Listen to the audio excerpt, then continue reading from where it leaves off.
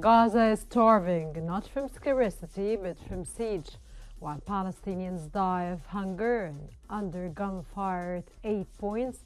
A cynical campaign blames Egypt, the only lifeline open.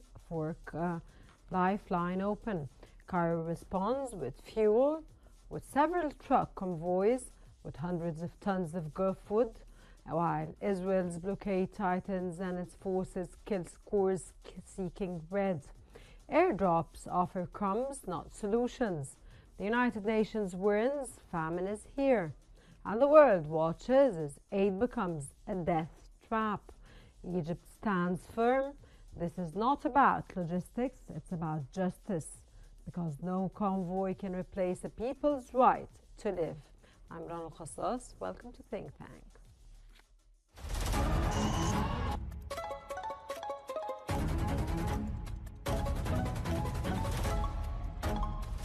Our world is becoming unhinged.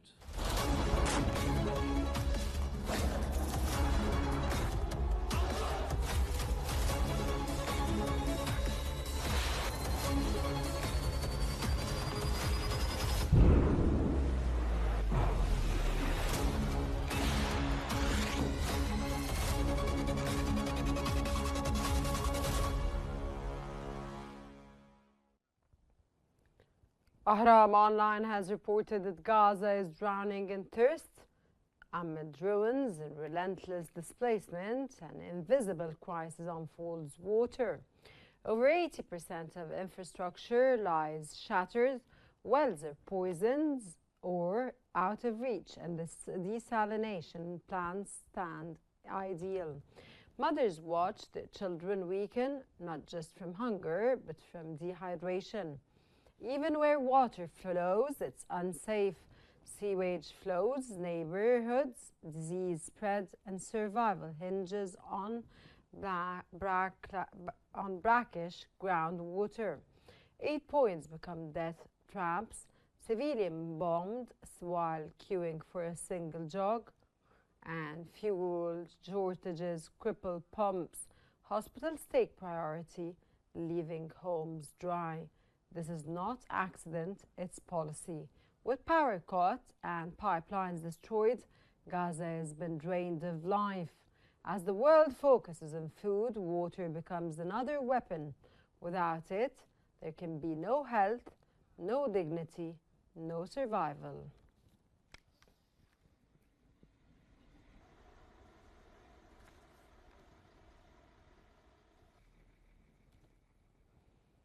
The Guardian brings to light an unprecedented humanitarian catastrophe in Gaza. As witnessed firsthand by a senior UN official, he details a total collapse of human life, from mass graves in hospital courtyards to deliberate targeting of civilians desperately trying to reach food.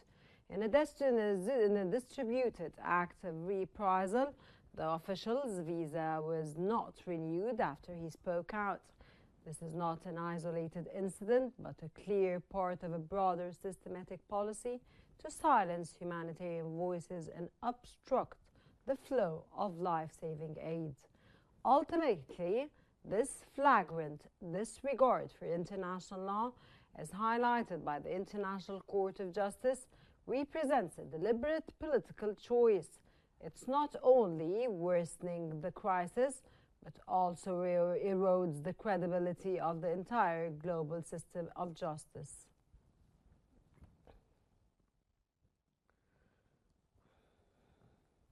According to Le Monde, airdrops over Gaza are a spectacle, not starvation, while camera rolls trucks full of food sit block at the borders. This is not relief, it's theater. Israel allows crumbs from the sky to silence global outrage, while on the ground, famine spreads by design. People die while waiting for meals, bombed near aid points, and the truth is simple. Gaza needs corridors, not parachutes. Humanitarian aid must enter freely by land and volume without siege. Enough of symbols. The world must demand access or share blame.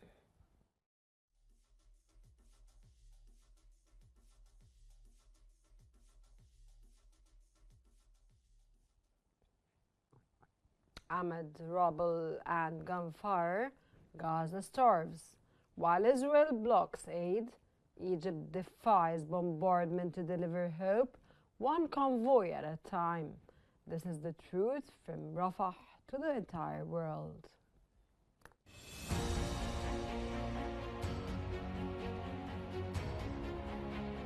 Gaza is no longer under blockade. It is being buried under hunger. Every day, innocent lives are lost, not from war alone, but from starvation near aid distribution points, under fire from occupation forces, and in the shadow of US-backed aid zones. And while the world watches, while malicious narratives accuse Egypt of obstruction, Cairo sends the national convoys, hundreds of tons of food, fuel trucks, vital for hospitals, water pumps, survival. Yet Israel controls all crossings. It is Israel that closes them. It is Israel that restricts movement. And it is Egypt, the only border open, that faces false accusations. Why this campaign against hope? Several nations and states airdropped many tons of supplies. The world applauds, but airdrops are drops in the ocean. Gaza needs trucks, not parachutes, and Egypt provides them daily amidst bombardment. This is not just aid, it is resistance. Egypt doesn't seek appreciation. It opens crossings, defend Palestine in global forums, and absorb obstacles, all while the Red Crescent is bombed and dozens die of starvation daily.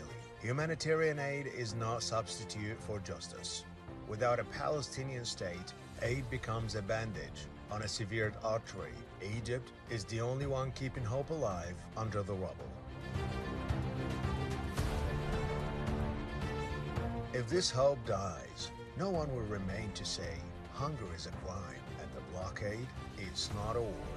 It is slow, deliberate starvation genocide. Egypt does not compromise on Palestine.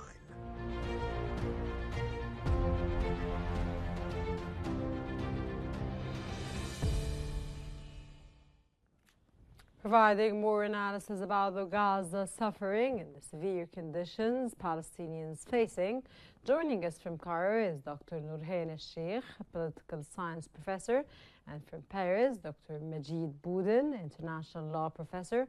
A very warm welcome to the program, to Think Tank, and it's a pleasure to have you with us today. Dr. al-Sheikh, why is Egypt being blamed for aid delays when it's the only border really open on the ground, while Israel hinders access and movement? Is this, or is the campaign against Egypt's aid role really about silencing the last voice defending Gaza? Good evening, and thank you for having me with you. Actually, I think that it is within the Israeli and American plan to exercise more and more pressure on Egypt for the displacement of Palestine. Let me clarify some few facts.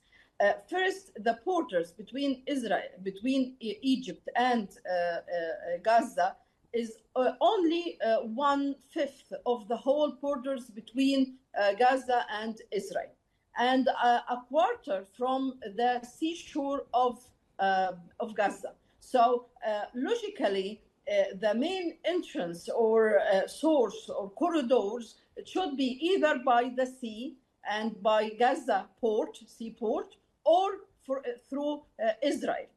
Actually, Egypt has only one crossing between Gaza and Egypt. Although Israel has three main crossings, can you imagine? And they are all closed. There are Erez and Mintar, Karm Abu Salim. All those are crossings closed from Israel.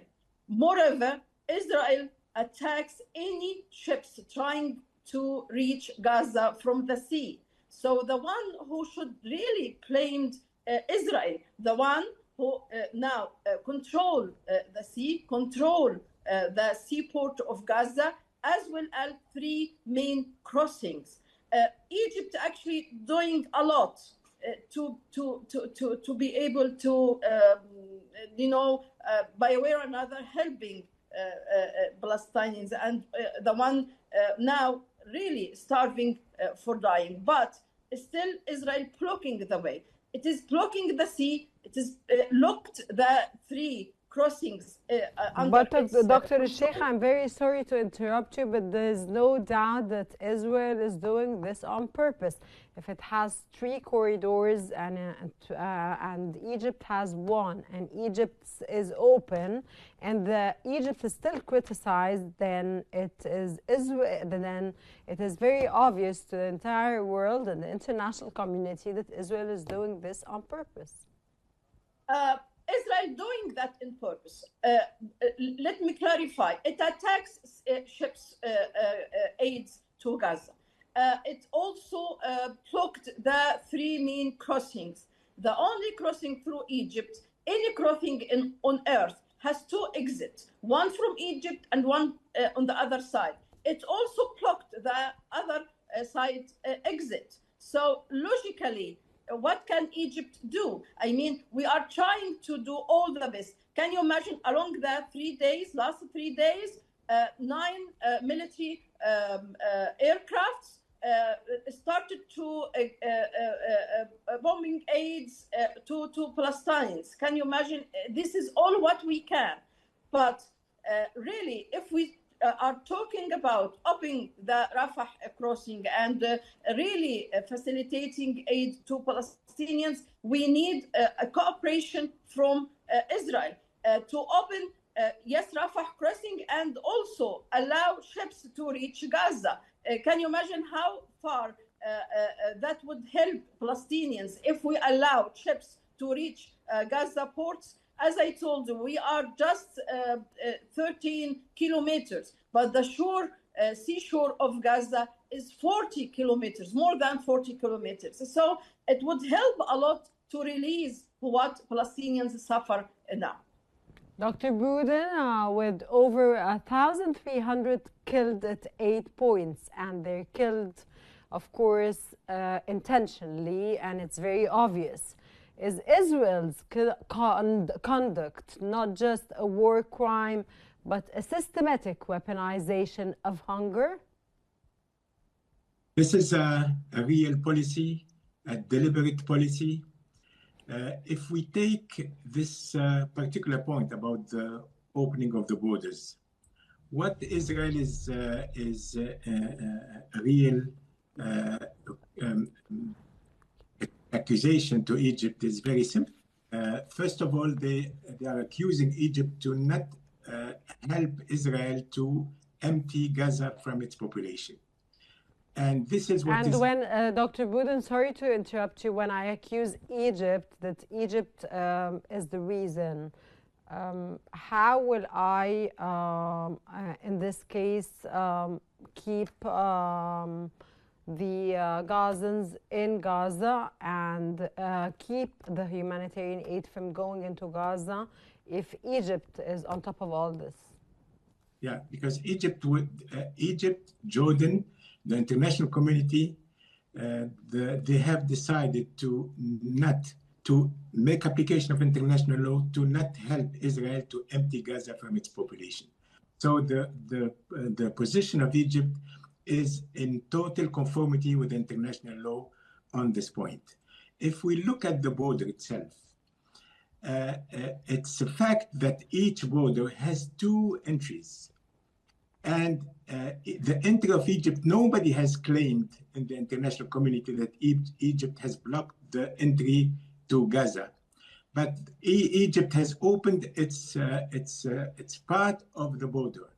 The other part, exactly in front, the other part is under the control of Israel. So Israel. You mean the parts, sir, at the back, the other door at the back of the Rafah crossing?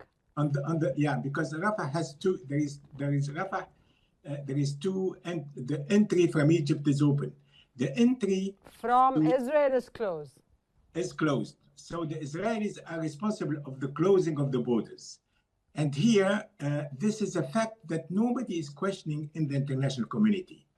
So the responsibility is totally on Israel. This is at the point of the land borders. And the land borders are crucial for humanitarian aid because the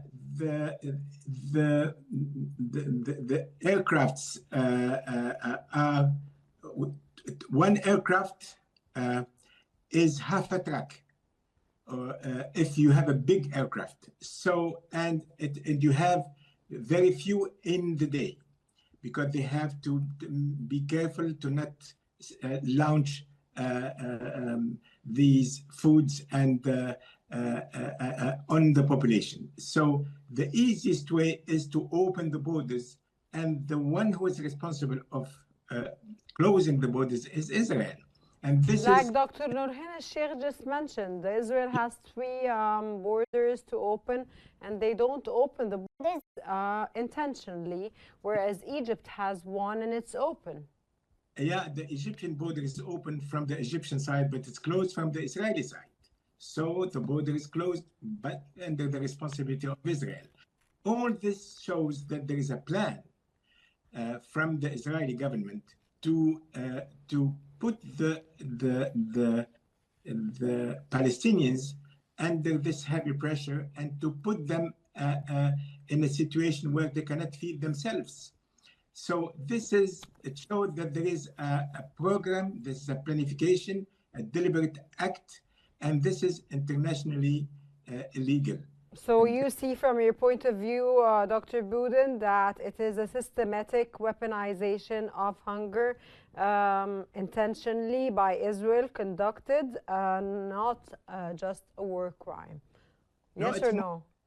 We go higher than a war crime here. We go to the genocide aspect of the matter. We go to, I beg your pardon, we go to a higher level, which is the genocide crime. Genocide and atrocities, of course. Dr. al-Sheikh, with hundreds of trucks, convoys and fuel deliveries, what is the fate of humanitarian critiques in Gaza? Can aid sustain Gaza if the political solution ending occupation remains frozen? Egypt, up to the date, is the largest country in giving aid to Gaza. I think more than 150,000 tons of aid from different items Egypt sent to Gaza. But still, that wouldn't sustain and protect Palestinians from starving and from dying, because whatever the aid you can give, it cannot help. It should be totally opens the borders, I mean Israel, to allow normal interactions and normal trade, normal all life needed to be reached to Palestinians. Unfortunately, I didn't see difference between leaving Palestinians dying from starving and shooting them. Are actually Israel doing both of them. Israel shooting Palestinians directly, although they are going to have some food to sustain their life, and between leaving them starving from die. Can you imagine Israel also prevent Palestinians from even catching fish from the sea? It's really a genocide, as our colleague from Paris mentioned.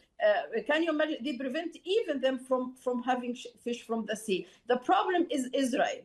And I think whatever aid we can give, it will not sustain 2 million people in Gaza. Dr. Boudin, can the U.S.-backed Gaza Humanitarian Foundation be held legally accountable for turning aid zones into death traps? It's a very important matter now, because this organization has replaced de facto the UNRWA. UNRWA has experience, and UNRWA has an independent management under the UN. So they are not into any political dispute, and they are doing their job for years now. And this organization, by accepting... You're discussing UNRWA, that are doing their job for years now. You're not discussing this organization, sir.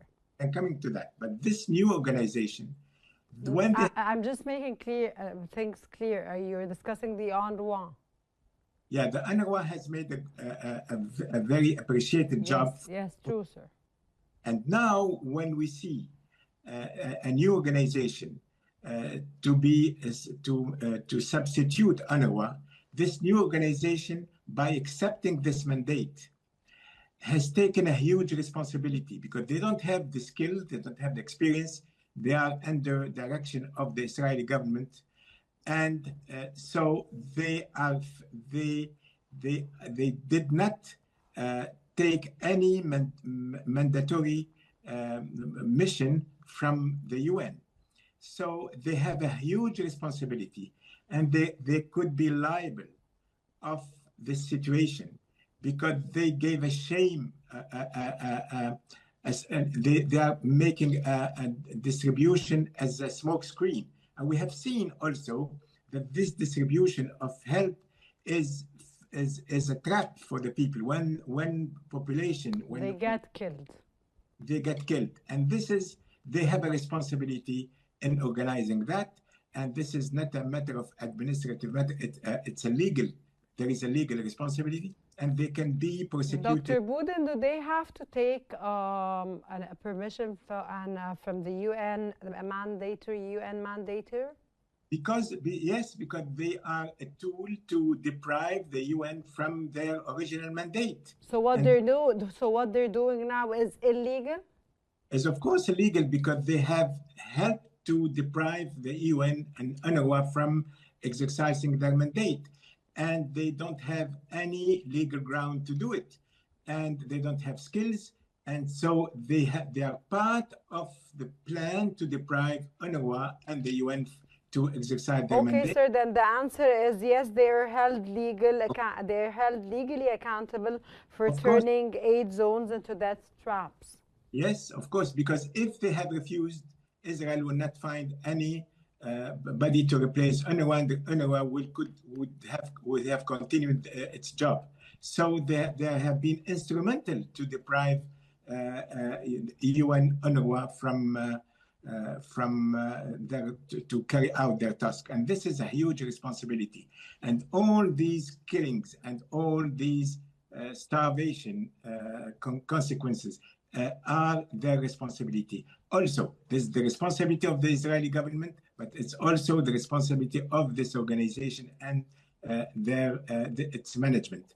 It's not the responsibility of the Israeli government. The Israeli government wants this to happen and wants this to take place and wants the Palestinians to be displaced, and they want this land to be their own land. It is not their responsibility. So this organization is an instrument to execute this policy, the deliberate policy of Israel to make this cleansing of the population in Gaza. And this responsibility is a criminal responsibility and a civil responsibility. So a claim could be put before the International Criminal Court. Dr. Sheikh, is the world using airdrops to ease guilt while ignoring Egypt's call for land corridors? How does Cairo balance national security with its moral duty as the sole lifeline to starving people in Palestine, Doctor? Unfortunately, the international community is, from my point of view, even the UN, with all respect, but they didn't do what they should do toward Palestinians and toward Gaza.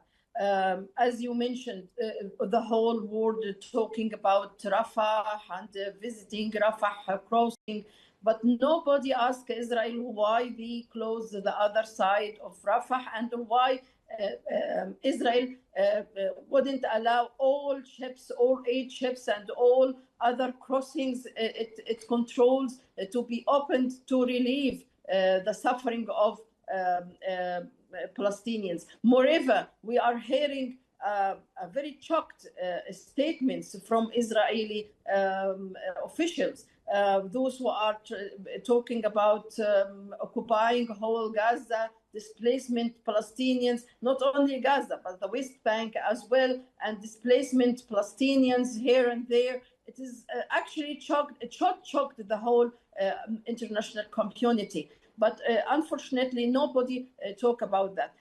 All Egypt, all the government, all NGOs, particularly the Red Crescent Egypt, is doing a lot actually to relieve the suffering of Palestinians. Hundreds of Palestinians are now treated in Egyptian hospitals.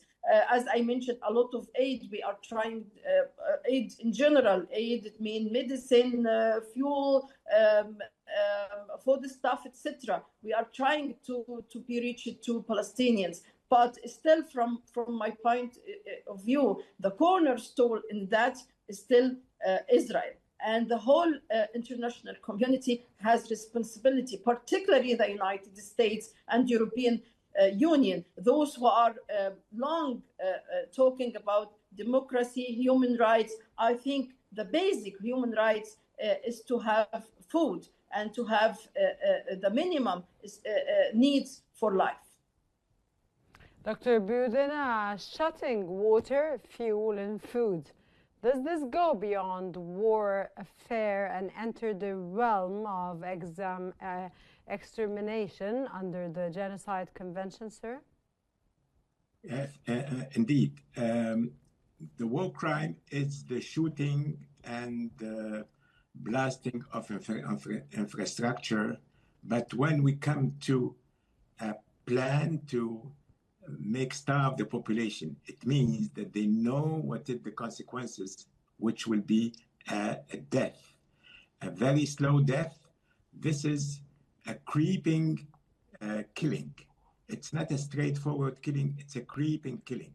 And this chain of causation in legal terms and in factual terms are established that the fact that you close the borders, you don't allow people to have food, to have water.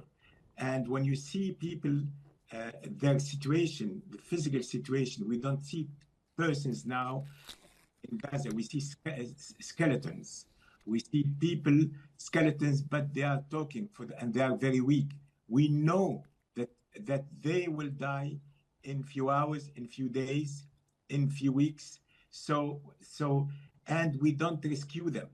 The responsibility is the responsibility of Israel, the responsibility of the persons in the government of Israel, from the prime minister to the ministers and to the soldiers and to the army and to the soldiers.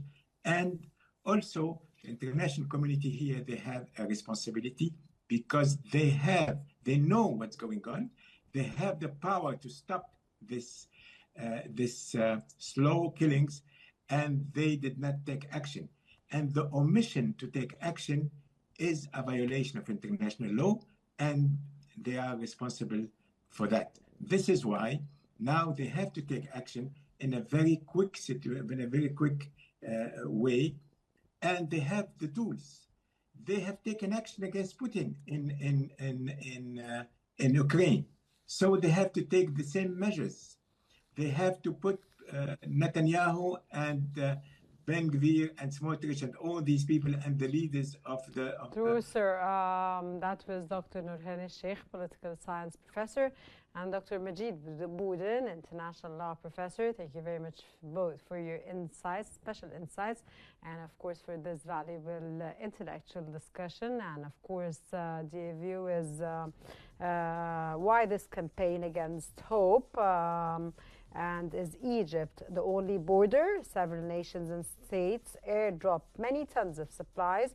The world applauds, but airdrops and drops in the ocean. Gaza needs trucks, not parachutes, and Egypt provides them daily. Amidst bombardment, Gaza bleeds not from war alone, but from silence, siege, and stolen justice. The world must choose complexity or action. That brings us to the end of today's episode of Think Tank, which always unveils the complexities of our changing world. Thank you very much for watching, and stay tuned for another episode of Think Tank always, and stay tuned for more updates on Qnews. Thank you very much.